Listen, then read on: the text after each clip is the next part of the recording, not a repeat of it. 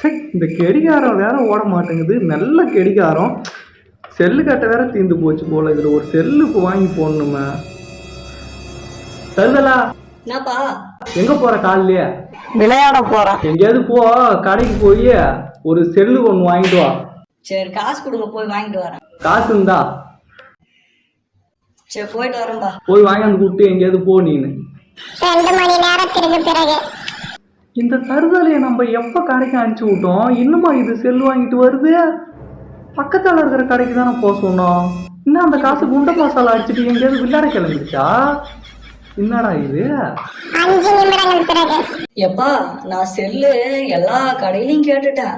எந்த கடையிலுமே இங்க இருக்கிற கடையில இல்லையா. அது மட்டும் இல்ல, அந்த செல்லுலாம் 12 ரூபாலாம் இல்லையா, 12,000 15,000 இருந்தாதான் அதை வாங்கவே முடியுமா.